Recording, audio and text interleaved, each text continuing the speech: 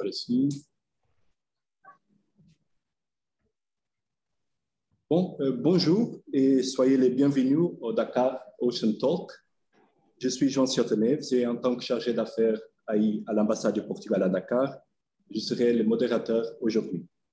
Nous avons l'honneur de recevoir à l'ambassade du Portugal M. l'ambassadeur Youssouf Diallo, directeur de la division des organisations internationales et de la mondialisation du ministère des Affaires étrangères et des Sénégalais de l'extérieur, M. le capitaine de vaisseau Michel Diouf, en représentation du contre-amiral Oumar Ouad, chef d'état-major de la Marine nationale du Sénégal, M. l'ambassadeur de la République du Guinée-Bissau à Dakar, M. le chargé d'affaires du Brésil et de Cap-Vert, M. le capitaine du vaisseau Freire Moreira, commandante da Força Nacional Destacada Iniciativa Mar Aberto, M. le capitaine du vaisseau Rodeia Ribeiro, l'équipe portugaise de mise en œuvre de la composante opérationnelle Réponse and Management of the Rule of Law at Sea, SWAMS,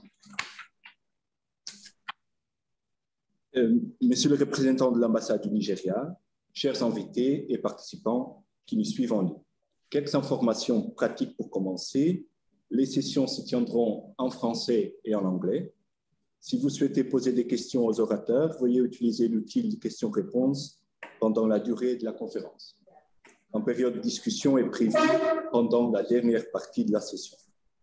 Pour commencer, veuillez accueillir l'ambassadeur du Portugal à Dakar, Vítor Sereno, pour le mot de bienvenue. Obrigado, João. Bonjour à tous. Cher ambassadeur Youssouf Diallo, directeur de la division des organisations internationales et de la mondialisation du ministère des Affaires étrangères et des Sénégalais de l'extérieur, cher capitaine de vaisseau Michel Diouf, cher capitaine de vaisseau Freire Moreira, senhor comandante da Força Nacional Destacada da Iniciativa Mar Aberto, cher capitaine de vaisseau Rodeia Ribeiro, de l'équipe portugaise de mise en œuvre de la composante opérationnelle Response and Management of the Rule of Law at Sea, SWAMS, meu querido amigo, senhor embaixador da Guiné-Bissau em Dakar, cher représentant de l'Union européenne, de la CEDEAO, Excellences, honorables invités, en vos rangs et grades, tout protocole observé. Mesdames et messieurs, avant tout propos, permettez-moi, chers orateurs, de m'acquitter d'un devoir, celui de vous remercier pour votre participation à ce Dakar Ocean Talk, consacré aujourd'hui au thème partenariats efficaces pour renforcer la sécurité maritime dans le golfe de Guinée. Et ce, malgré vos agendas chargés. C'est le premier Dakar Talk de 2022, après le Dakar Green Talk en mars de 2021, le Dakar Blue Talk le mois suivant et les Unio et Water Talk en septembre.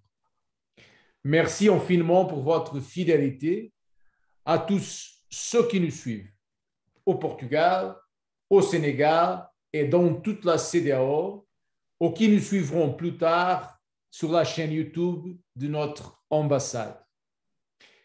Étant donné le profil des intervenants présents, j'ai l'honneur de me joindre à cette table de réunion virtuellement depuis Lisbonne, où je suis en service.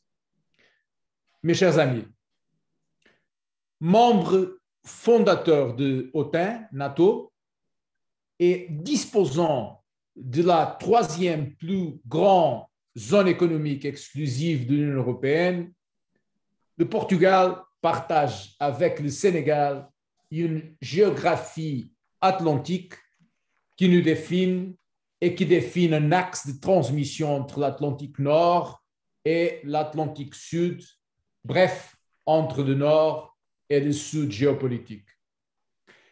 La géographie et les intérêts nationaux, ce sont deux concepts qui nous unissent dans le cadre de la diplomatie bleue, la diplomatie des océans. Pour être plus précis, une géographie maritime atlantique et des intérêts nationaux permanents, compatibles. C'est pour cela qu'il y a des points de contact, des espaces de dialogue entre nous sur nos intérêts nationaux permanents. Et c'est pour cela que le Sénégal continue à développer sa marine de manière conséquente. C'est pourquoi la diplomatie sénégalaise a assumé la coprésidence du groupe des Amis du Golfe de Guinée en 2021. Pourquoi nous avons aujourd'hui notre navire, Don Carlos I, ancré au large de Dakar, et pourquoi nous avons le programme SWAMS et cette délégation présente aujourd'hui à Dakar et qui a fait le voyage depuis Lisbonne. Et chaque année, la présence des navires de la marine portugaise intégrés à l'initiative Mare Verte et à Atlantic Center et les présences maritimes coordonnées de l'Union européenne, pour ne citer que les exemples peut-être les plus porteurs. Nous allons entendre les détails qualifiés de tous ces instruments concrets, leurs fonctions et leur articulation, ainsi que le dialogue entre nos pays atlantiques présents ici dans les interventions qui suivent. Mesdames et messieurs, chers amis, sur le plan politique, je commencerai pour souligner la relation vitale entre la sécurité sur terre et la instabilité en mer. Comme l'a si brillamment expliqué le général sénégalais Balla Keïta lors du dernier Dakar Blue Talk en avril 2021. Je voudrais également faire l'effort de nous imaginer au centre de l'océan Atlantique, en regardant à toutes les azimuts vers les plages, vers la ligne côtière. De ce point de vue privilégié, mais inhabituel, bien sûr, du centre de l'Atlantique, nous voyons la côte brésilienne, le cap de Sines au Portugal, ou même les phares de Mamelles à Dakar, les îles de Cap-Vert et les archipels de Bissau. Nous observons une vaste communauté des États atlantiques au nord et au sud, de plus d'un milliard d'êtres humains qui partagent des aspirations à la sécurité et à la justice en mer et sur terre. Politiquement, je pense que cette caractéristique est tout à fait particulière pour l'océan Atlantique. Ce sont des aspirations de réalisme et d'innovation, ou plutôt des exigences des pays d'Atlantique en matière de réalisme et d'innovation en faveur d'une pax atlantique. Chers amis, je répète, réalisme et innovation. Le réalisme dans l'étude de la géographie et de l'histoire de nos pays atlantiques. Le réalisme en notant ce qui nous unit dans le cadre de la diplomatie bleue, l'image de marque de l'action de cette ambassade et ce qui nous sépare parfois à la lumière de nos intérêts nationaux. C'est pourquoi aujourd'hui, nous avons ici, autour de cette table, dans la salle de réunion de notre ambassade à Dakar, ce rare carré vertueux maritime. Les deux ministères des Affaires étrangères, celui du Portugal et celui du Sénégal, et les deux marines, celle du Portugal et celle du Sénégal. Réalisme et innovation. Et l'innovation, par exemple, dans la création de points de rencontre, de carrefours de conversation serrants et atlantiques, comme le sont ces Dakar Talk, modestement mais résolument. Chers amis, permettez-moi maintenant de lancer deux messages concrets et clairs. Tout d'abord, le projet SWAMS, qui est financé par l'Union européenne et dont la composante Operational Response and Management of the Rule of Law at Sea a été déléguée au Portugal et vise à renforcer l'application de la loi dans le contexte maritime du Golfe de Guinée, notamment par l'attribution de 30 navires semi-rigides et par l'organisation d'un exercice opérationnel dans un environnement réel avec des pays partenaires du Portugal dans le Golfe de Guinée. Parce que nous partageons avec le Sénégal l'option politique d'un multilatéralisme efficace, cette opérationnalisation a déjà été confiée à la CEDEAO. Je suggère donc fortement, et parce qu'il s'agit d'un intérêt partagé par tous, que le Sénégal et les autres pays de la CEDEAO, représentés ici aujourd'hui, se concertent avec la CEDEAO pour que cette procédure de Memorandum of Understanding avance le plus rapidement possible avec des résultats concrets, notamment en ce qui concerne la livraison en temps utile des 30 navires que j'ai mentionnés. Mesdames et messieurs, chers amis, un deuxième message que je voudrais, avec bien sûr votre permission, mentionner. En juin 2022, à Lisbonne, la conférence des Nations Unies sur les océans et le Sustainable Blue Economy and Investment Forum se dérouleront en parallèle et en parfaite complémentarité. Je vous invite, vous tous, sans exception, entités publiques, entités privées, civiles, militaires, entreprises et sociétés civiles, à participer à la fois à la conférence des Nations Unies sur les océans et au Sustainable Blue Economy and Investment Forum. Les services de notre ambassade à Dakar sont disponibles et intéressés à vous soutenir dans le processus d'inscription à ces deux événements centraux et synergiques qui marqueront 2022 dans le domaine des océans. N'hésitez pas donc à nous contacter. Mesdames et messieurs, chers amis, en conclusion, dans ce voyage sur l'océan Atlantique, guidé par le SWAMS, Initiative Mar Aberto, G7++ FOGG, ou l'Atlantic Center, vers une rencontre maritime des intérêts nationaux, je vous souhaite à tous bon vent, fair winds and following seas.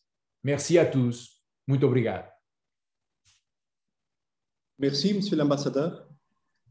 In order to present Initiative Mar Aberto, we have the honor to have with us the Captain Freire Moreira. Dear Captain, please, the floor is yours.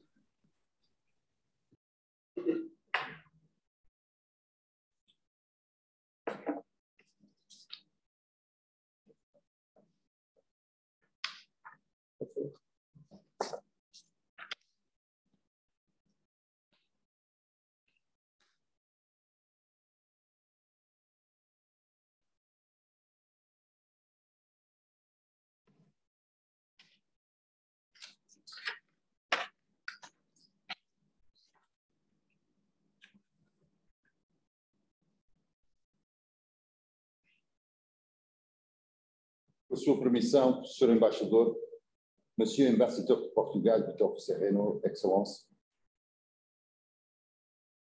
Je suis Freire Moreira, capitaine de vaisseau de marine portugaise et commandant de classe unique des affaires pour Ouest Africa. Monsieur l'ambassadeur Joseph Diallo, directeur de division Organisation internationale de la mondialisation du ministère des Affaires étrangères du Sénégalais et l'extérieur, Monsieur le capitaine du vaisseau Michel Diop, en représentation du chef de l'état-major de la Marine nationale sénégalaise, Monsieur l'ambassadeur de la République de Guinée-Bissau à Dakar, Monsieur le chargé d'affaires du Brésil et Cap-Vert,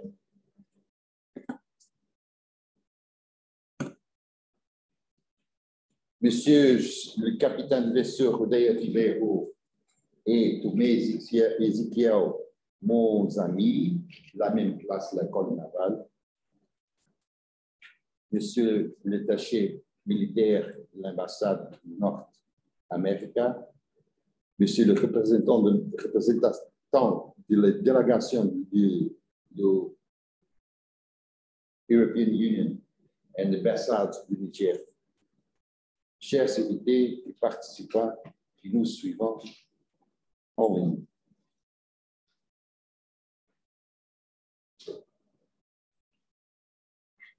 As you can see, my French is not as good as hopefully my English is. So I'm going to conduct my presentation in English. Welcome. First of all, thank you for hosting this environment. Hosting this environment, this presentation about my initiative, my Mar Aberto initiative, which has started in 18th of October. As I mentioned, my name is Ferreira Moreira. I'm the commanding of the Portuguese force from the Portuguese Navy, and I will be presenting the bilateral and multilateral framework that Portugal conducts on the capacity building on the maritime security cooperation. First of all, the mission that covers our initiative is to conduct the bilateral and multilateral activities within the scope of the Mar Aberto initiative, to fulfill the Portuguese international commitments with the community of the Africa spoken Portuguese language and the European Union Maritime Coordinated Presence, as the ambassador mentioned before. The objective, and please can you take that out,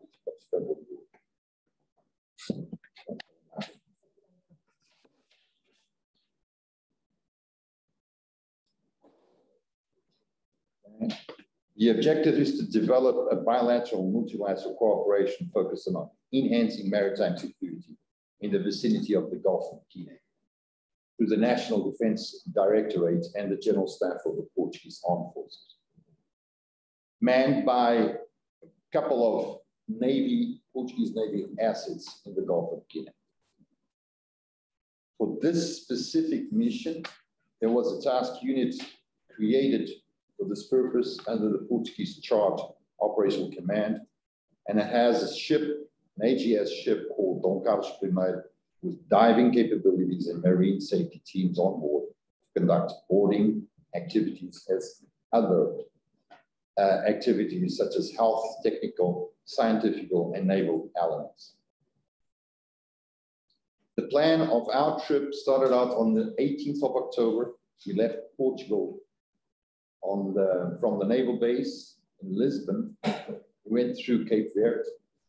We conducted a survey in Cape Verde, went down to Angola, came up to São Tomé, and passing through Senegal. We're leaving earlier today.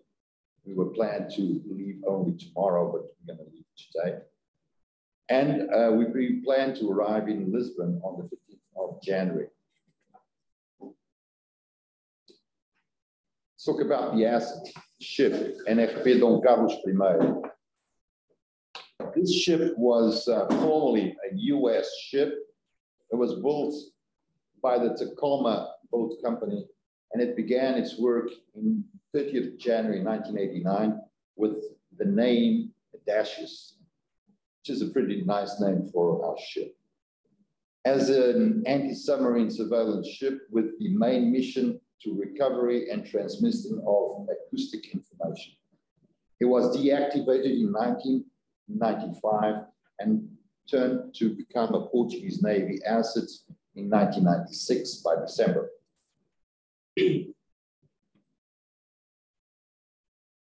As a Portuguese ship in 2001 and 2010, she suffered a couple of modernization processes and transformed this ship into a modern hydro-oceanographic ship. NFP Dom Carlos is now equipped with the state-of-the-art hydro-oceanographic systems and applications, and it contributes to the research of development of the maritime sciences, scientific projects, and the protection of maritime environment. The ship has a lot of hydro-oceanographic equipment on board, capable to develop a lot of scientific research over the trip that has been conducted since 2010. Here are some of the programs that this ship is involved. One of the main programs that we are conducting through 2030 is the program CMAP. It's to map the seabed over 1,500 meters deep. And we are conducting a survey on the extension of the platform of the Portuguese continental waters. And the idea is to, with the systems and the sonars we've got on board, is to cover the seabed and deep seas of Portugal. Now, applying this to our activities during this mission that started in the 18th of October, as I mentioned before, in Cape Verde, we started out a scientific survey to cover a lot of researchers in the archipelago of Cape Verde.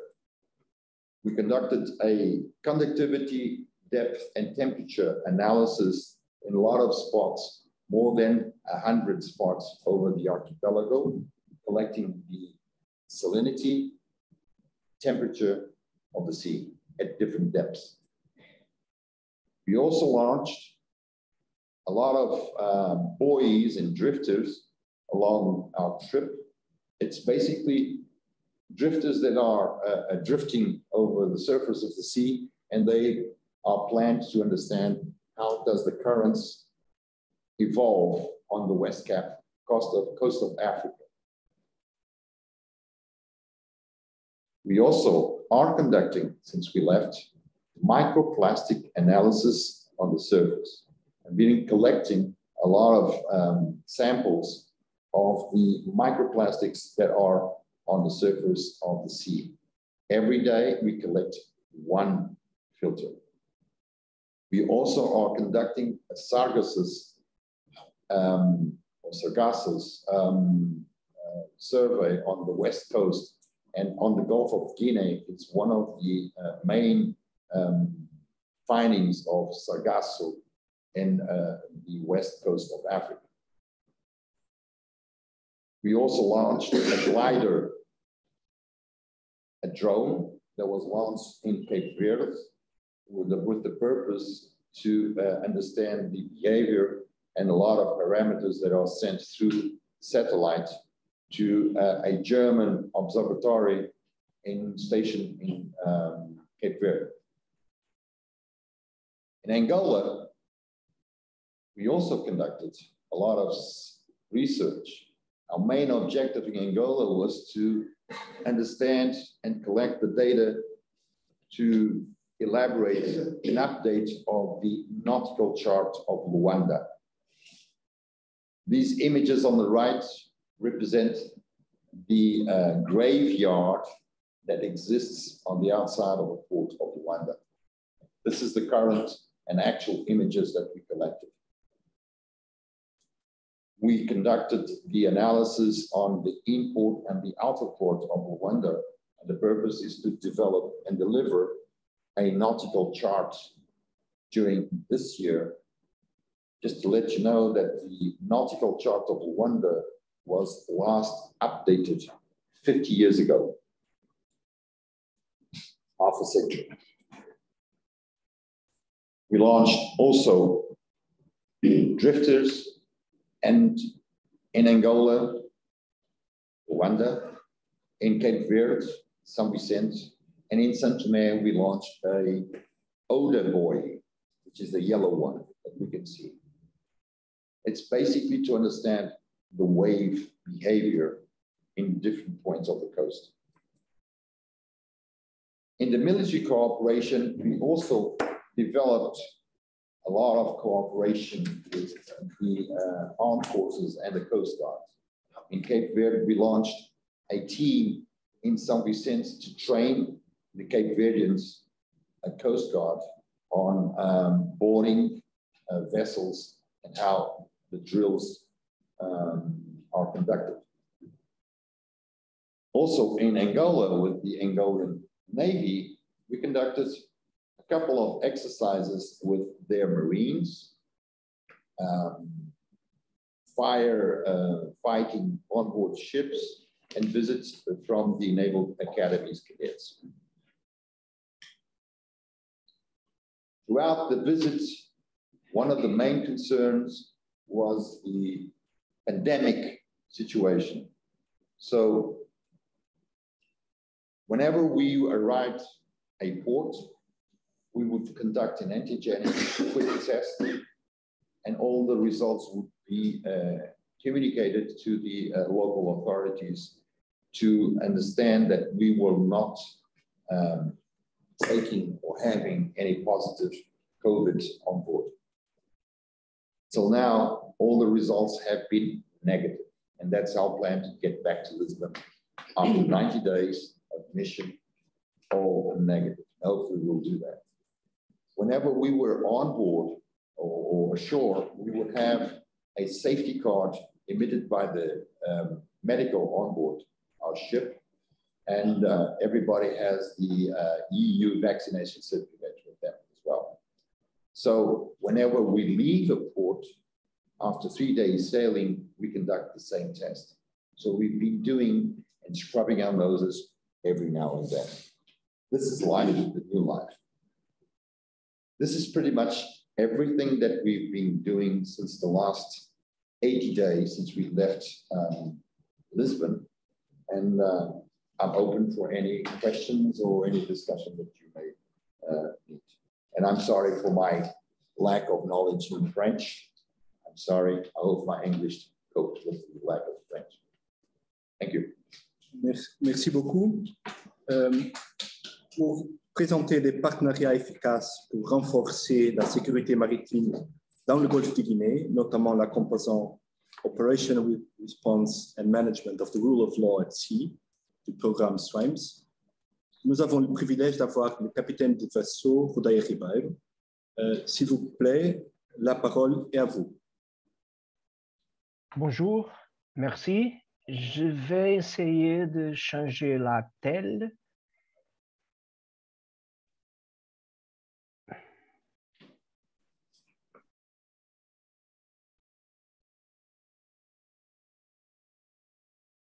Je crois que ça c'est bien, pas encore. Est-ce que ça c'est bien? Oui, très bien, merci. Bonjour, mesdames et messieurs. Acceptez tous les votes déjà exprimés. Excellence, l'ambassadeur du Portugal à Dakar, c'est un honneur et un privilège d'être à cette réunion avec vous, mais pas à Dakar, mais à Lisbonne. Je tiens de remercier à l'ambassade du Portugal pour l'organisation de cet webinaire. Au cours des prochaines minutes, je parlerai de l'unité de mise en œuvre de Camões, de l'Institut Camões, qui travaille dans le cadre du soutien à la sécurité maritime intégrée en Afrique de l'Ouest, alors que le projet se développe sur le mandat de réponse opérationnelle de gestion d'état de Trois-Mers, en collaboration avec le ministère portugais de la Défense et la marine portugaise. Je suis le capitaine de vaisseau Pedro Rodaia Ribeiro, officier de liaison à l'ambassade du Portugal à Abuja et expert naval, soutenant l'unité de mise en œuvre de Camões dans le développement de la composante Camões dans le projet SWAMS. Voici l'ordre du jour que je suivrai dans la session.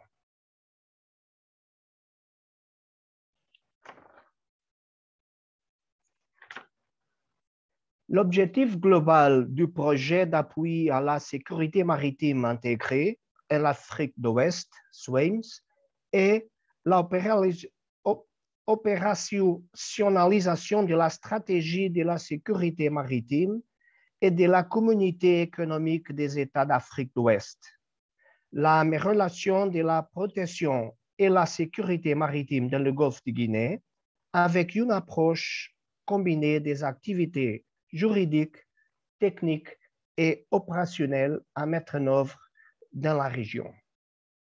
La gestion de la composante du SWAMS, la réponse opérationnelle et la gestion d'état de droit mer a été déléguée à Camões par un accord de contribution et il sera mis en place un partenariat avec la marine portugaise.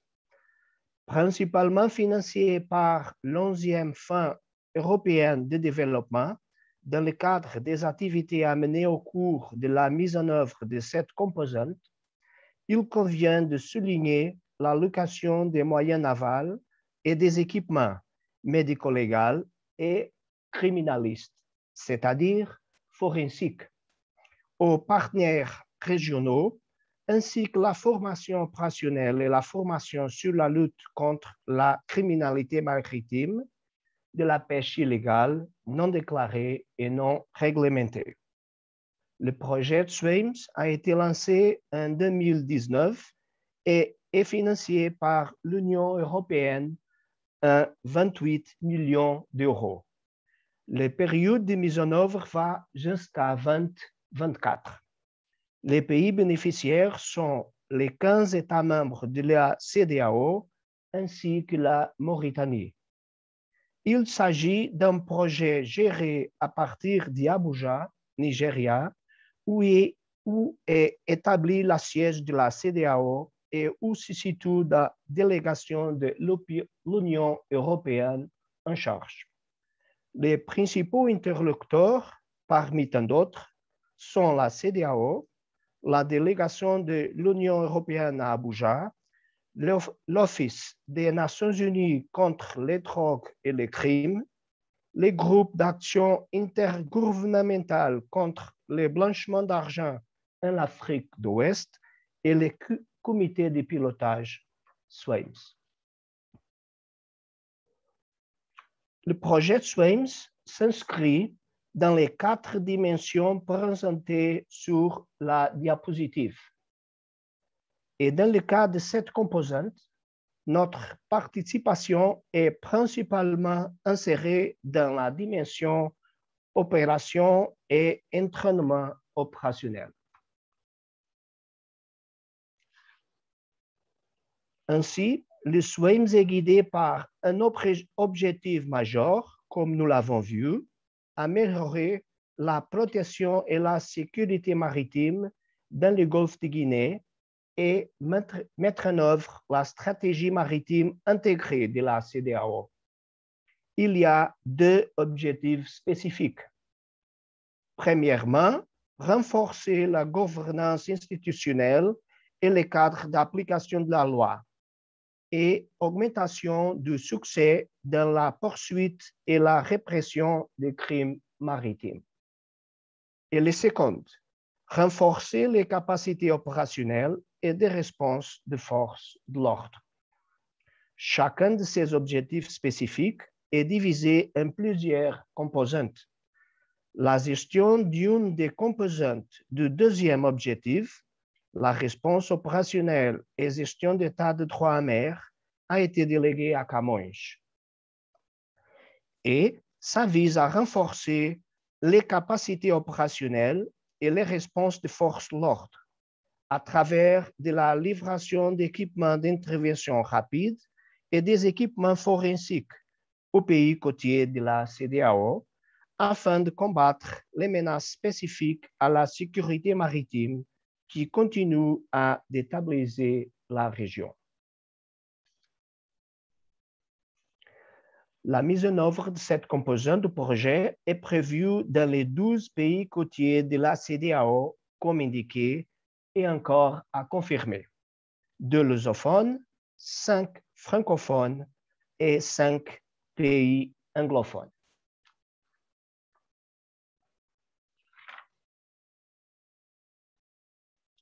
Pour la mise en œuvre de cette composante, l'unité de mise en œuvre de Camões compte sur 5 personnes, tous de la marine portugaise, dirigé par un commodore en tant que coordinateur général. Les autres 4 personnes sont le chef de projet et le chargé de formation, le directeur financier et un assistant financier.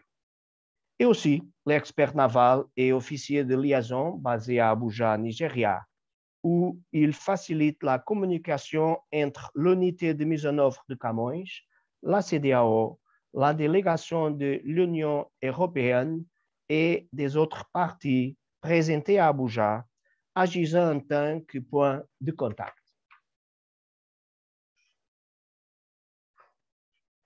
Et en suivre, dans le cadre des activités à développer, les activités principales, lors de la mise en œuvre de cette composante, il convient de souligner l'allocation des moyens navals, 30 RIB, et des équipements forensiques aux partenaires régionaux, ainsi que la formation opérationnelle en matière de lutte contre la criminalité maritime et la pêche illégale non déclarée et non réglementée. Ceci est suivi d'un ensemble d'activités prévues et convenues de l'accord de contribution, comme vous pouvez le voir dans la diapositive. Et ça continue.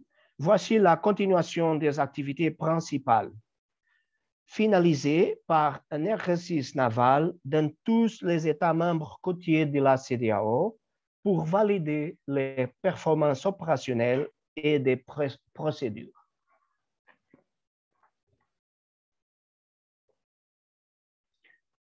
Bien, ici un coup d'œil sur le planning général avec toutes les activités principales identifiées et déjà planifiées.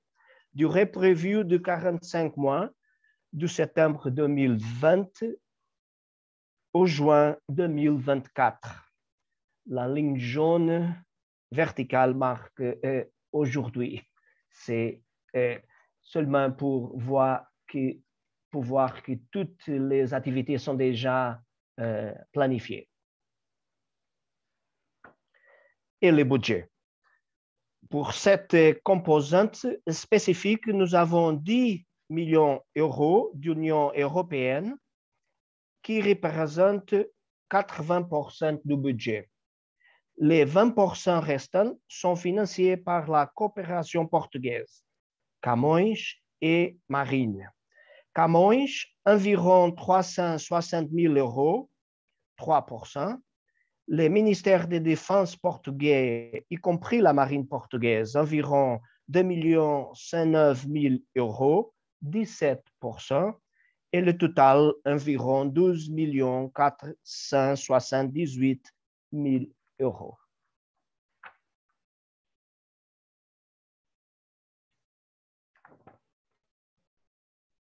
La prédiction de la livraison du premier RIB, c'est dans le deuxième semestre 2022 et la prédiction de livraison du dernier RIB au deuxième semestre 2023. Mais cette photo ne se relève pas au RIB pour se faire livrer parce que l'appel d'offres n'est pas encore lancé. L'accord de contribution signé entre Camões et l'Union européenne visait à fournir un ensemble de compétences sur l'exploitation, la maintenance de base et d'autres problèmes opérationnels liés à leur utilisation à des fins répressives, criminalité maritime et le contrôle des pêches.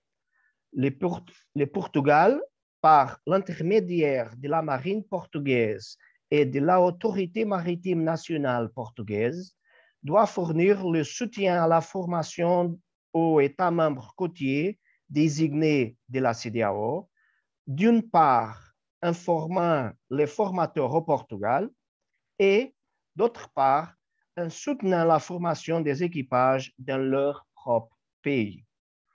Il est pertinent de dire que La formation se fera dans les 3 langues officielles de la CEDEAO, anglais, français et portugais.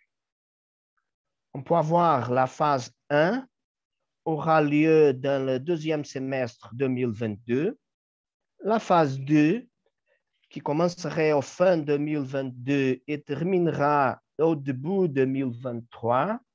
La phase 3 aura lieu 2023 et la phase 4 en 2024.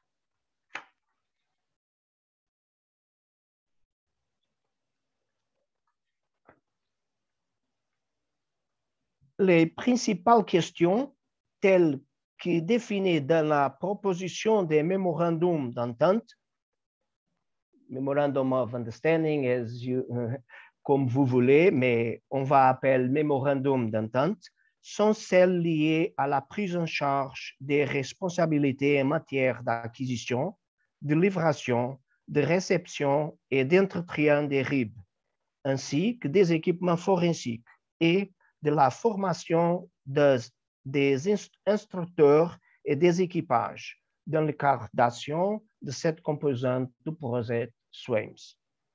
La première version du mémorandum d'entente a été déjà livrée à la CEDEAO pour être envoyée aux États côtiers pour entamer leurs discussions et obtenir un accord. En plus de couvrir un large éventail de questions, principalement dans les domaines administratifs, financiers et fiscal, le mémorandum devra également définir la répartition des 30 RIB à destination des 12 États côtiers de la CEDEAO, y compris l'entité chargée de leur réception et des lieux où ils seront livrés dans chaque État côtier. Toutes ces questions à définir dans la version du mémorandum à approuver seront reflétées dans la manière dont la formation est planifiée et sur laquelle il faut également se mettre d'accord. Le mémorandum, une fois discuté, accepté et signé, permettra à Camões de lancer les appels d'offres pour l'acquisition des équipements.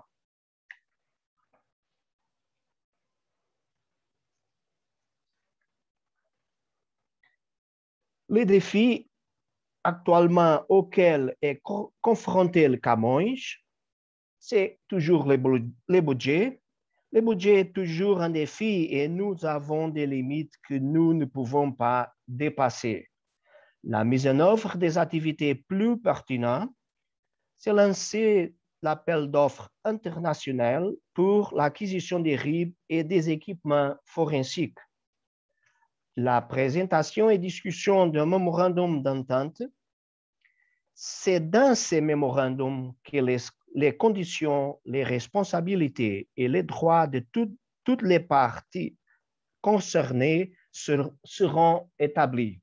Ça signifie discuter toutes ces questions avec les 12 États membres bénéficiaires.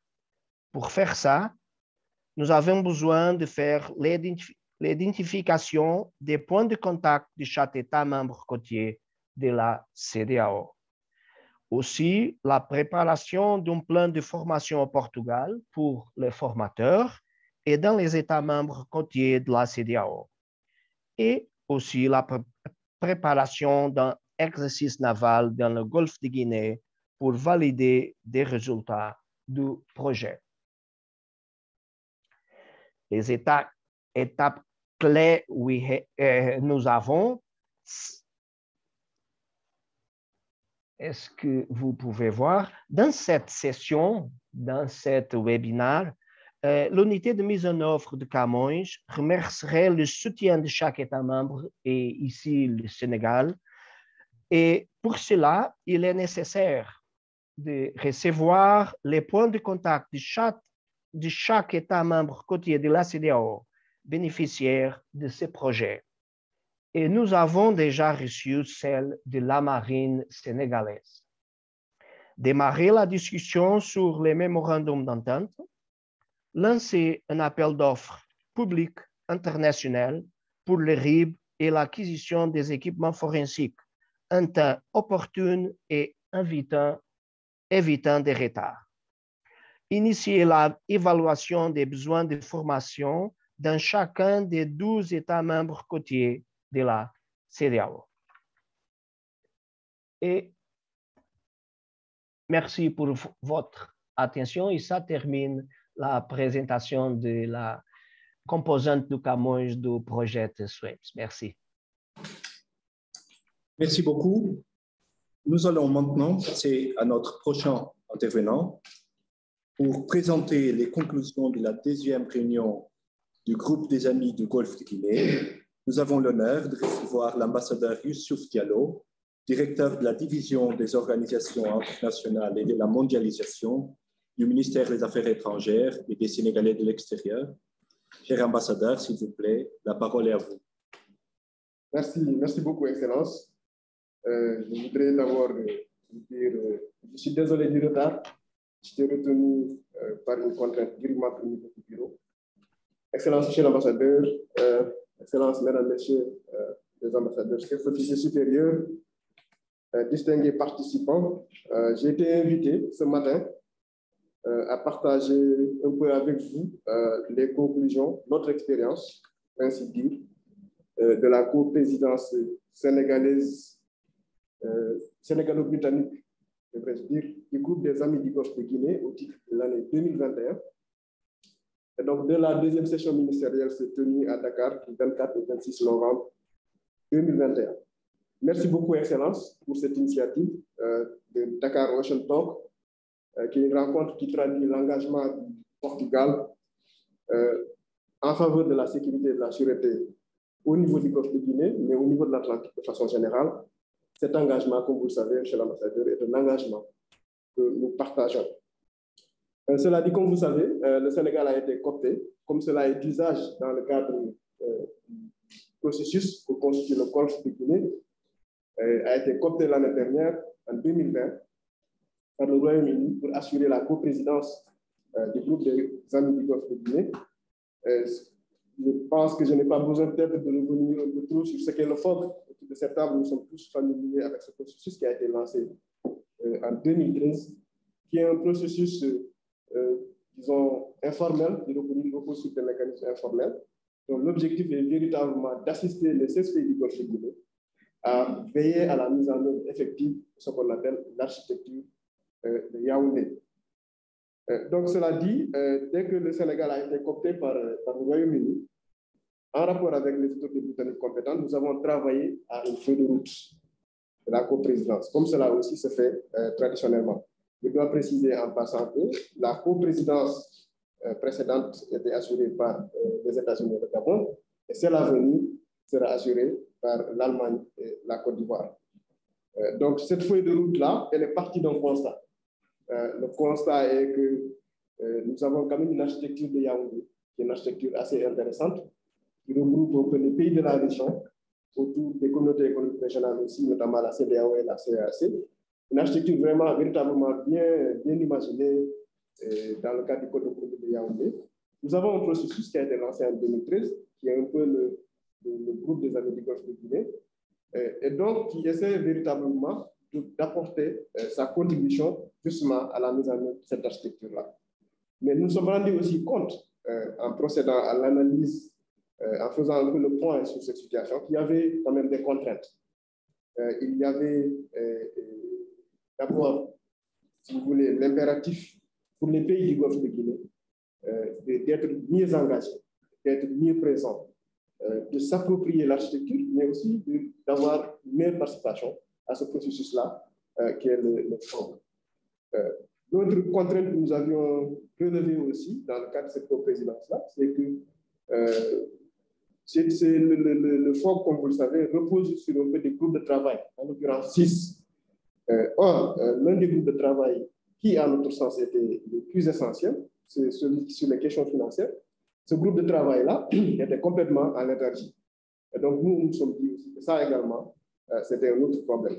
Je dois préciser que je ne pense pas que ça soit nécessaire pour moi, dans le cadre de cette intervention-là, de faire une sorte de lecture du rapport général qui a été fait par les co-présidents à la suite de la réunion de Dakar, mais plutôt partager un petit peu avec vous sur ce que nous, les points les plus saillants, étant entendu que l'apport est disponible, il a déjà été partagé par au niveau de la plateforme. Donc, l'autre aspect aussi, l'autre contrainte que nous avions constaté dans le cadre de cette coprésidence-là, c'est qu'on s'est rendu compte qu'il n'y avait pas plus ou moins de continuité, de fluidité entre dans le cadre de la continuité entre les coprésidences. En d'autres termes, nous, en tant que Sénégal, par exemple, on a pris cette coprésidence, comme je l'ai rappelé tantôt, des États-Unis et du Gabon, mais il n'y avait véritablement pas de passation de pouvoir à proprement parler, il n'y avait pas de documents, etc. Il reste entendu que chaque coprésidence est libre d'arrêter sa feuille de route et donc de travailler sur la base de cette feuille de route-là. Donc, partant de ce constat, nous avons quand même proposé notre feuille de route que nous avons partagée avec les partenaires. Et donc, nous avons dit, d'abord, il faut que les États membres du Golfe de Guinée soient remobilisés. Politiquement d'abord, parce que nous avons déjà l'architecture, les chefs de la gouvernement ont pris des décisions, etc. Mais il va falloir examiner les voies et moyens et voir dans quelle mesure les États membres du Golfe de Guinée peuvent s'approprier l'architecture de Yaoundé, mais aussi peuvent s'approprier le processus offert par le FORM, qui est quand même un processus, une plateforme formidable, qui regroupe les pays du Golfe de Guinée, les pays du G7, mais aussi les pays européens comme le Portugal, qui jouent un rôle extrêmement important dans le cadre de ce processus-là, mais aussi d'autres pays asiatiques, notamment l'Inde, mais aussi le Brésil. Donc, un besoin d'appropriation, comme on dit, solution africaine aux problèmes africains. Et donc ça, nous avons fait des propositions assez concrètes qui consistent d'abord pour ces pays-là, d'identifier des points focaux, mais aussi de mettre en place ce qu'on a appelé le comité de chefs d'État-major de la marine et des gardes-côtes. Je dois signaler ici, la marine est représentée par le capitaine de vaisseau, qui a omis le nom, oublié le nom, mais on a travaillé véritablement dans le cadre de cette coprésidence-là avec l'ensemble des acteurs nationaux. Donc la marine nationale, d'ailleurs, qui a abrité la deuxième réunion ministérielle, qui s'est tenue au mois de novembre dernier, mais aussi ce qu'on appelle la ASMAR, qui est la haute autorité chargée de la sécurité et de la sécurité maritime, mais aussi l'Agence nationale de l'économie maritime et le ministère de l'économie maritime, mais aussi d'autres départements ministériels, notamment le ministère de l'économie et des finances, la participation de la douane. Comme vous savez, les questions maritimes sont des questions transversales.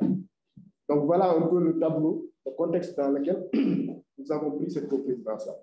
Donc nous, on a dit, donc priorité, premièrement, à la redynamisation du groupe de travail 2 sur les finances. Parce que tous les autres groupes de travail fonctionnent. Le travail sur les questions juridiques fonctionne, sur l'entraînement et formation, ça fonctionne. C'est coordonné d'ailleurs par le Sénégal, qui a fait un compte rendu sur toutes les initiatives qui ont été mises en œuvre en rapport avec les partenaires bilatéraux ou multilatéraux. Donc tous les autres groupes de travail fonctionnent, mais le groupe de travail 2, il n'y a aucun pays pour l'avenir. Donc on s'est dit, quand même, accordons un petit peu de l'importance à ce groupe de travail-là. C'est pourquoi, dans le cadre de la réunion de Dakar, nous avons décidé de consacrer la première journée, ce qu'on appelle le Day Zero, un peu à cette dimension financière. Alors, très souvent, quand on parle de questions financières, c'est le nerf de la guerre. Bon, il y a toujours plus ou moins je ne dirais pas des réticences, mais en tout cas des interrogations. Mais ce que nous, notre approche, c'est de dire qu'il y a déjà énormément d'efforts qui sont faits. Je pense que la présentation de tout à l'heure vient de le démontrer, qu'il y a des efforts qui sont faits d'abord par les États membres des pays du Golfe. Et il y a quand même, je pense, quand je prends l'exemple du Sénégal, il y a des ressources extrêmement importantes qui sont mises à la disposition de l'ensemble de l'administration maritime dans le cadre des efforts nationaux. Il y a aussi des efforts qui sont faits dans le cadre des communautés économiques régionales.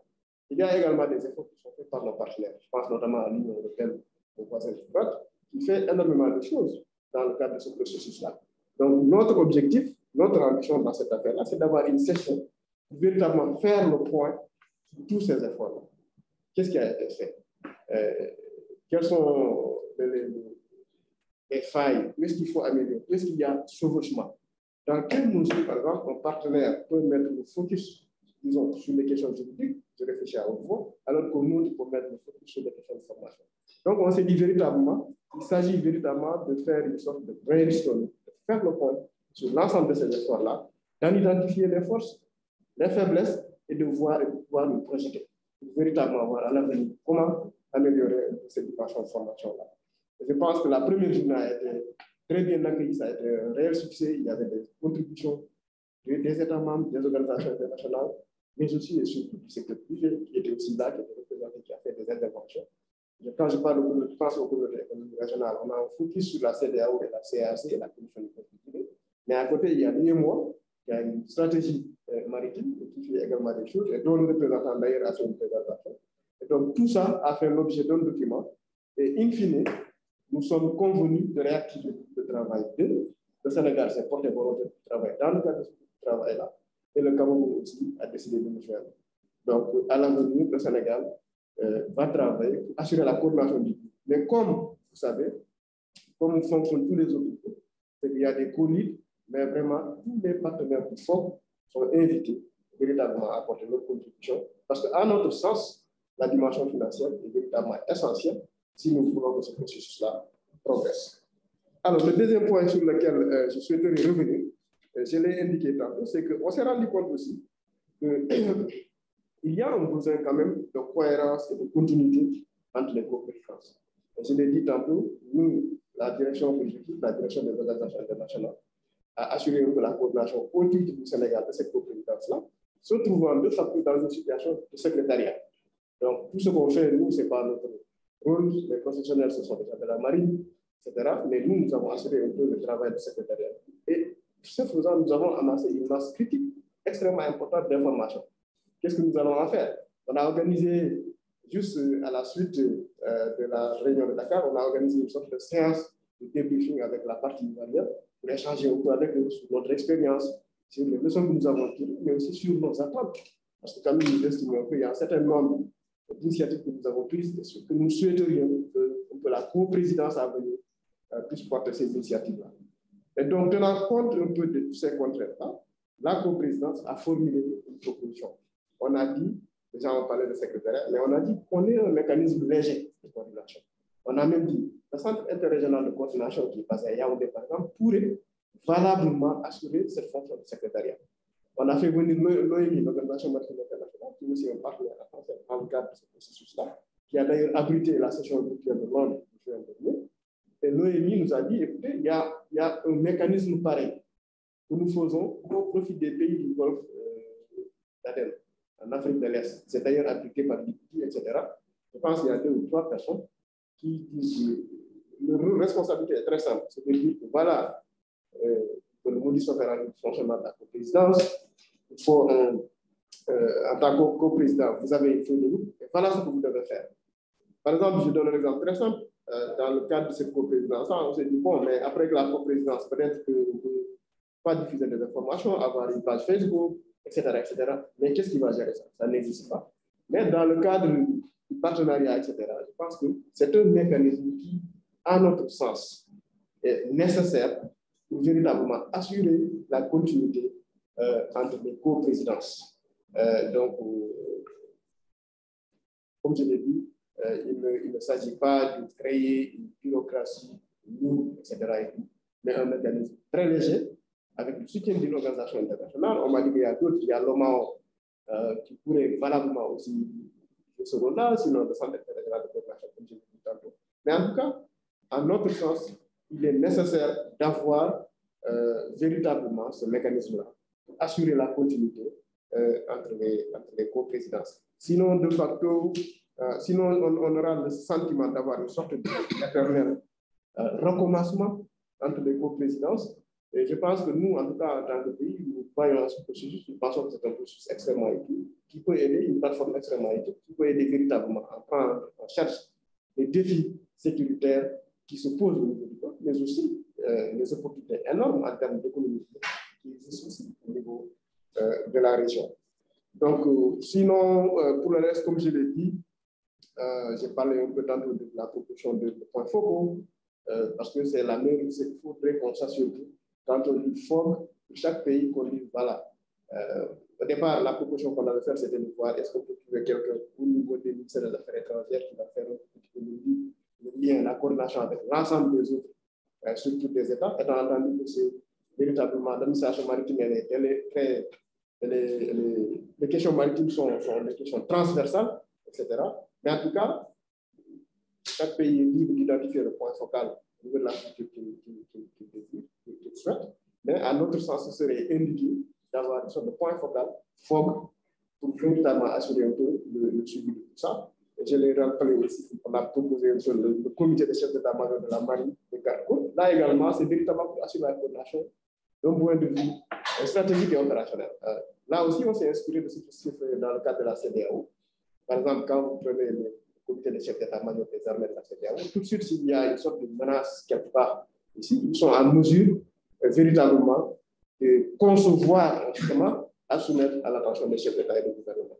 Donc, on s'est dit que ces experts, ces professionnels qui travaillent ensemble devraient avoir une sorte de mécanisme de concertation, de coordination, là également entre eux, véritablement, chaque fois que le besoin être en mesure d'agir.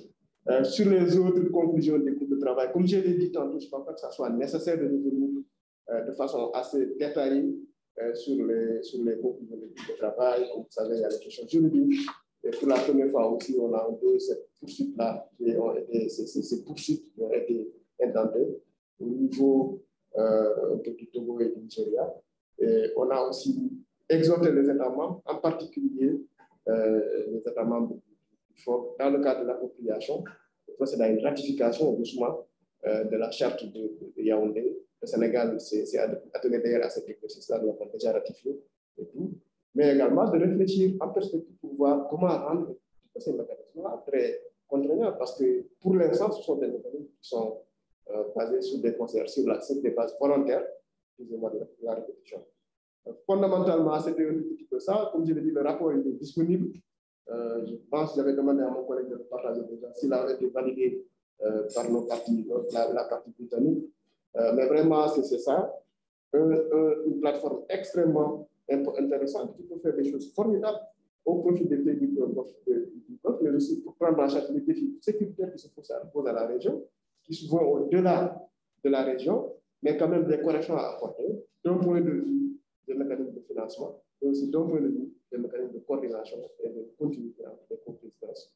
Et puis, voilà, fondamentalement, le rapport revient sur tout ça. Merci beaucoup, M. l'ambassadeur, pour ce que vous tenez à dire de façon assez succincte. Merci. Merci beaucoup. C'était vraiment très intéressant, l'ensemble des interventions. Venons-en maintenant, avec votre permission, à la phase discussion et conclusion.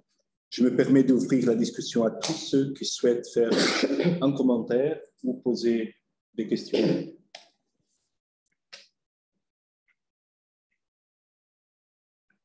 S'il vous plaît. Alors, merci beaucoup, Monsieur l'ambassadeur, l'ambassade du Portugal au Sénégal, pour cette invitation.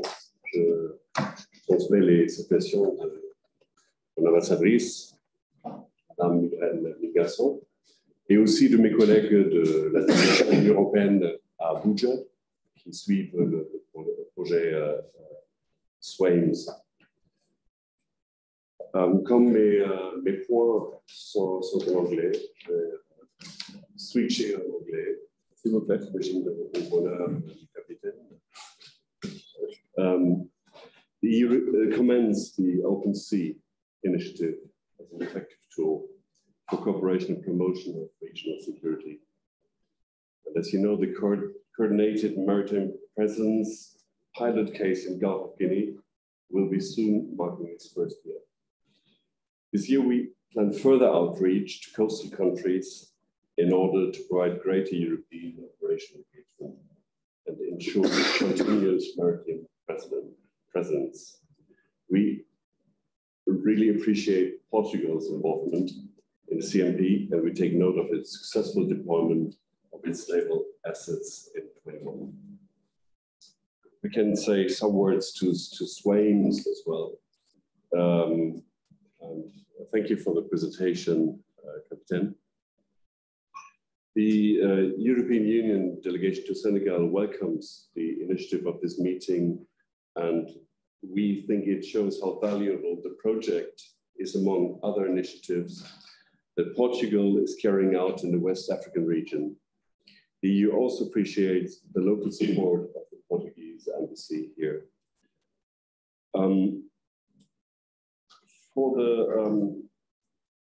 For what Ambassador Diallo just explained, the G7++ Friends of the Gulf of Guinea, plays for us an important role in advancing the maritime security agenda in the region by bringing together coastal states, private actors, and regional and international stakeholders in their efforts to promote greater international cooperation.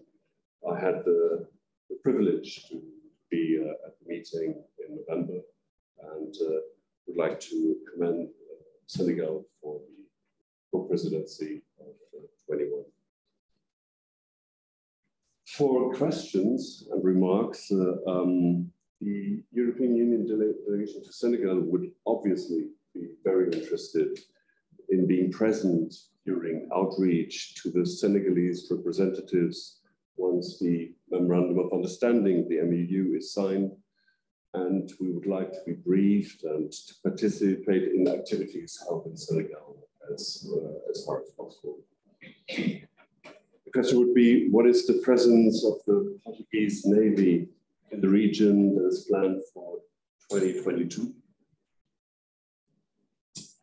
And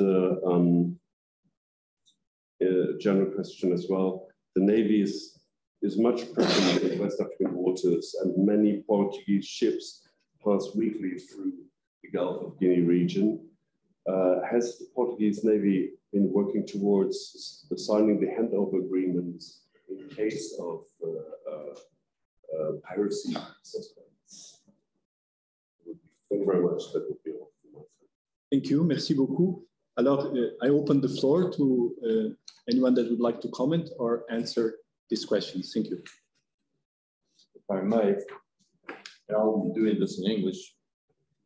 For sure, my French is not as good as yours, but I'll be trying to answer your questions. Basically, I would like to, first of all, highlight the fact that reference to the Portuguese Navy and our Open Seas initiative is so broadly noticed and mentioned, brings us Portuguese Navy officers a proud sense of pride, and that things that we do on a daily basis is basically valued and understood by most of the countries that we are doing. In fact, we did conduct with 2021 and the initiative is 21.2, which means that there are 2 initiatives each year. And we did conduct 2 initiatives throughout 2021, and we will be doing the same on 2022. The first approach was an OPV, an oceanographic patrol vessel that came through the Gulf of Guinea in the first semester in 2021. And the second event that occurred and started out in October is the one that I'm conducting now. Hopefully, the next initiative, 22.1, I'll be commanding the Portuguese force as well. I'm just going back to Portugal to plan the next trip. Basically, the first initiative is run around the Gulf of Guinea. And we're visiting a lot of ports and countries within the statements and settlements that Portugal has around the Gulf of Guinea. So the maritime presence will be one of the focus on the next initiative that will be run by Portugal. The other question was handover. I think handover agreements. This is maybe more a question. Yes, I think it's called more this way. I hope that I answered your question today. Yes, you did. Thank you very much. I don't know at the moment what is the ship that will be coming next initiative, but I hope I will be there on board. Okay. Très bien. Merci. Merci beaucoup. Je vois Capitaine Rodrigo Ribeiro, s'il vous plaît. Good morning, sir. Thank you for your question. Je suis désolé, mais je vais changer pour l'anglais parce que c'est plus facile de comprendre le français, mais répondre en anglais. It's easier for me to understand the French and then try to answer back in English, if you don't mind. I took your note about the Memorandum of Understanding, the signature and the process.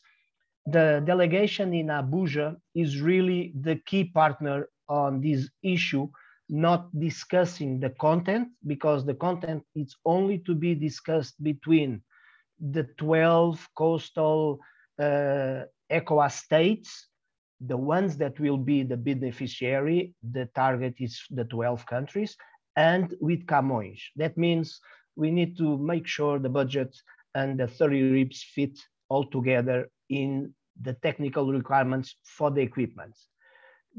Doing that, not only ECOWAS, but also the European delegation in Abuja will follow closely the development, the successes, and the signature of the process. For sure, every country, every delegation of the European Union within these 12 countries will be informed.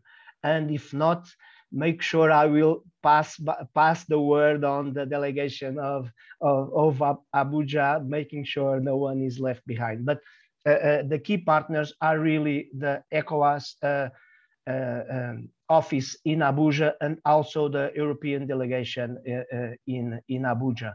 But for sure, because it involves all the 12 coastal countries of ECOWAS, you will be for sure on the loop of the information. If it won't be forget, I'm quite sure. But at the end, the process is dealt mainly from Abuja as a follow-on office. But at the end, the 12 countries will be directly involved with Camões, trying to figure out what's really the admin, the finance, and the tax, and the specifics of the memorandum which need to be discussed. I hope I could provide you some kind of information, making sure it was not the real channel. The main channel will be through the office in Abuja. Thank you very much. Merci. Thank you. Merci beaucoup. D'autres questions ou commentaires? S'il vous plaît. Merci beaucoup. Je suis le capitaine de vaisseau Michel Diouf, chef de la chaîne logistique de l'état-major de la Marine nationale. Je suis représentant ici le contre-amiral Omar Wade, chef d'état-major de la Marine. Donc, je présente ses excuses pour ne pas être là, mais il avait d'autres engagements. Il ne pouvait pas se présenter aujourd'hui. Donc, je vous remercie au nom de toute la Marine pour cette invitation, donc, qui est très importante pour nous. Je pense que nous suivons avec un grand intérêt tout ce qui se passe dans le Golfe de Guinée, que ce soit le programme SWANS, dans lequel nous avons eu à rencontrer les responsables dans d'autres forums, dans le forum plutôt, et tout ce qui est échange d'informations et programmes pour renforcer la sécurité maritime dans le Golfe de Guinée. Donc, tout ça tient beaucoup à cœur, en tout cas le Sénégal et particulièrement la Marine nationale. Je pense que l'ambassadeur Youssouf Diallo est revenu en détail sur les conclusions pertinentes du forum G7++ qui s'est tenu récemment. Et la Marine nationale partage effectivement ces conclusions-là et est prête à jouer sa partition dans le cadre de la mise en œuvre de ces plans. J'avais quelques questions peut-être sur la présence maritime coordonnée de l'Union européenne. Donc, quelles sont les règles d'engagement de cette présence-là? Ça veut dire, comment se fait la répartition entre les pays? J'imagine que c'est forcément un navire de l'Union européenne qui est forcément présent en permanence dans le Golfe de Guinée. Donc, quelles sont les règles d'engagement? Donc, l'utilisation de la force. Est-ce que cette présence est coordonnée avec les pays côtiers, de la CEDEAO? Donc, la deuxième question, c'est par rapport au programme SWANS. Je pense qu'il y a un volet très important qui est la distribution des RIB, des embarcations semi-rigides. Donc, comment se fera plutôt la distribution par rapport aux pays de la CEDEAO et de la Mauritanie, parce que je crois que la Mauritanie est partie intégrante de ce programme-là. Donc, sur quelle base? Est-ce que c'est les demandes des États ou bien c'est la CEDEAO qui va décider par rapport aux besoins opérationnels des États? Donc, la troisième question, c'est qu'il y a beaucoup de programmes qui se passent et qui sont déroulés au niveau du Golfe de Guinée. Et donc, certains ont une durée limitée et qui font peut-être un peu le point faible de tous les programmes, parce que, donc, d'où la question, quel est l'avenir de SWAMS après 2024? Souvent, il y a des programmes qui sont très importants, qui améliorent les capacités, bien institutionnelles et opérationnelles des États côtiers et des marines et gardes-côtes. Et souvent, après la fin du programme, il n'y a pas de suite ni de relais. Donc, est-ce qu'il y a quelque chose qui est prévu pour 2024 au niveau de l'Union européenne ou bien du Portugal pour au moins prendre en charge, soit à travers SWAMS, ou bien un autre programme qui prendrait en charge ce volet de renforcement des capacités opérationnelles, de rule of law, comme on dit en anglais. Merci. Merci beaucoup. Ce sont encore 3 questions très pertinentes et intéressantes. Qui voudrait répondre? Je suis prêt. S'il vous plaît. Okay. Well, regarding the first question, thank you for your question. I'm really sorry not to be present in Dakar to try to meet you again, Captain Diouf, but as you noticed, the flights were not really in our responsibility, and it was really something that we could not foresee, the cancellation of these flights from Lisbon. But regarding the RIBS distribution and the presence of Mauritania, I need to clarify, because Mauritania is part of the overall SWAMS project, meaning the overall SWAMS project has 4 pillars, and within the 4 pillars, there are 8 components. Almost 6 components involve the Mauritania. That means on the RIBS and forensic equipment distribution, Mauritania is not on the eligible 12 coastal ECOWAS states. That means it's only the target for the equipment delivery, it's only for the 12 countries. Saying this, the distribution of the RIBS, because it's 30 for 12 countries, we can guess it's 2 plus something to each one. What to do with the next 6 after the first 2 for each one of the 12 countries. That was the reason the first draft of the memorandum of the MOU was sent to ECOWAS, because not only to discuss the content, but the main issue on the memorandum is the RIBS distribution, entities in charge, POCs or focal points, and where to deliver the equipment. It can be in Senegal, I can guess where it should be delivered. But if you look at Nigeria, it's more difficult to guess. And because it's far away, one harbor to the other, we need to know specific places, entities in charge, and how many to whom. 30 RIBS in Senegal have a cost completely different of 30 RIBS delivered in Nigeria. And this is a budget issue. The solution and the distribution was already issued on the first ECOWAS meeting, on the subsectoral meeting in 2019 with the chiefs of navies in Abuja. And there was a first draft of the RIBS distribution agreed in 2019, but it was in 19.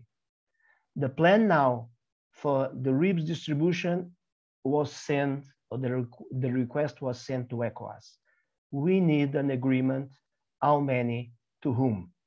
It can be the same as in 2019, and that's done, but it must be agreed between the 12 countries and ECOWAS. We actually are responsible for the tender, and we need that answer. It goes through the 12 countries, but somehow managed or discussed with ECOWAS. That's the reason ECOWAS is a regional entity and is a facilitator in this project. That this is a very important question. For us, for Camões, it doesn't matter how many to whom. We need to know what are the numbers. And this is really, I can say, not an open question, an open issue, because it was already agreed in 2019, a first draft of that distribution. If nothing else comes up, that will be our path to follow. And since September, the draft of the memorandum is with ECOWAS office in Abuja, trying to make sure it reaches the 12 countries and we can start discussing it. That's our aim. On the Mauritania, I already spoke, and about the other programs. After 2024, I have my opinion, which is not really what you are looking for. What will follow 2024, it's not yet foreseen. What are the programs? SWAMES ends as soon as we deliver the equipment, we train the teams, and you are able to use it operationality, with operationality able to do everything at sea with it. That's the reason it ends with an exercise with the Portuguese naval asset at the end of the project. And that's what's foreseen on the SWAMES. Is not foreseen anything further or a SWAMES 2 or whatever. It will end when we accomplish that mission.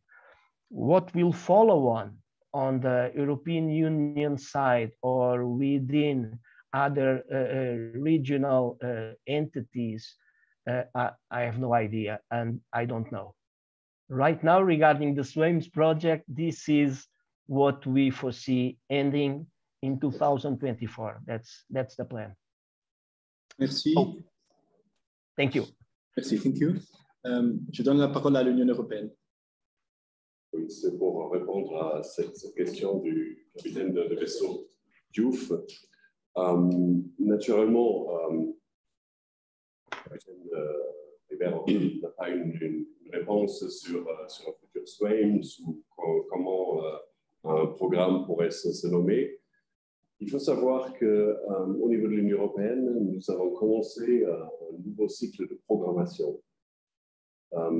Et dans la programmation régionale, soyez rassurés que le thème de la sécurité maritime va continuer à jouer un rôle.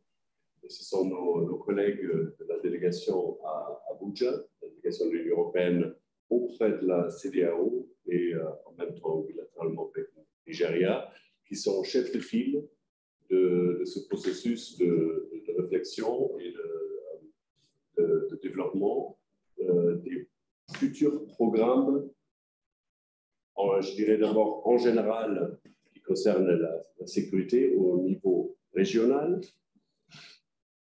et plus particulièrement la sécurité maritime. Donc aujourd'hui, on ne peut rien vous dire de précis, autre que c'est un thème qui est sur notre écran et qui fait partie de notre travail pour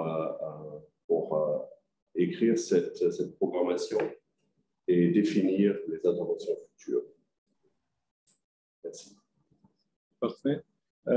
Ambassadeur Diallo, s'il vous plaît. Merci beaucoup, Président. Vraiment très rapidement pour réagir un peu au propos du capitaine de vaisseau Diouf. Sur l'existence de programmes de formation un peu disparates, etc. Une des autres propositions aussi que nous avons formulées, notamment en notre qualité de coordinateur qui travaille sur la formation de l'entraînement, c'est notamment de réfléchir sur le mécanisme de coordination de l'ensemble de ces programmes de formation-là. Parce que franchement, on s'est rendu compte qu'il y avait beaucoup d'interventions qui se faisaient de la part de beaucoup de partenaires et qui gagneraient véritablement à être rationalisés. Dans la perspective aussi, nous avons formulé cette réflexion-là. Donc, je pense que le groupe de travail qui est dédié, formation et entraînement, est en train de travailler. Et la présentation qui a été faite par le capitaine de professeur Mara dans le cadre de la session a reflété un peu ces efforts de formation. Merci. Merci beaucoup. Monsieur l'ambassadeur de Guinée-Bissau, s'il vous plaît. Je vois que c'est un dossier un peu technique sur lequel on n'a pas si mal de. Mais je voulais juste apporter grande importance à l'ambassadeur Diallo. Il s'agit, je vois le côté technique du financement, il y a tous les éléments engagés. Mais du point de vue pour fortement attirer l'attention des pays amis, du pays pauvres, à s'engager et se présenter aussi pour les mesures politiques au niveau des États membres qui soient introduits dans leur programme de chaque État. Parce que nous voyons de certaines importances d'un côté et de l'autre côté, c'est pas la même chose. Il faut un mécanisme de coordination entre les États et au niveau de l'organisation. Comme nous citons la CEDEAO, qui est siégée à Niger, il faut inclure dans la politique sous-régionale la question de la sécurité maritime, qui est déjà introduite, mais donne une importance vitale. Parce que je vois le niveau de considération. Si on n'a pas ici au Sénégal, on voit des éléments. Mais si on arrive exactement chez moi, on va le trouver un peu coincé, on le trouve il faut le sortir de cet endroit. C'est une fois ayant des politiques nationaux, des États membres du Golfe de Guinée et le coordination avec les États membres, des amis des pays membres du Golfe, je pense qu'on aura un composant à ajouter à ce que nous avons le financement et aussi l'échange d'informations. Voilà ce que je voulais dire parce que c'est un dossier spécifique. Il y a des gens à traiter de ces dossiers-là qui sont le domaine sur ça. Merci beaucoup. Merci. Donc, continue de l'art. Avec votre permission, je termine la séance de discussion et conclusion. Merci beaucoup à tous nos orateurs. Vous avez, à mon avis, démontré davantage l'utilité d'avoir un forum de rencontre entre les forces armées, les ambassades, l'Union européenne et, à mon avis aussi, ça nous oblige en tant qu'ambassade à Dakar de continuer les Dakar Talks en 2022. Je vous rappelle que la conférence des Nations Unies sur les océans se tiendra à Lisbonne le 27 juin prochain. Vous y êtes tous invités. Merci encore à tous nos orateurs, au public qui a suivi ce Dakar Ocean Talk aujourd'hui et sur YouTube un jour après. Donc, merci, muito obrigado. À la prochaine. Muito obrigado.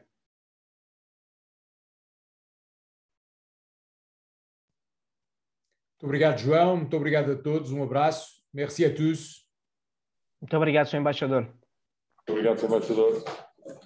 Um abraço a todos. Muito obrigado. Muito obrigado, bom ano.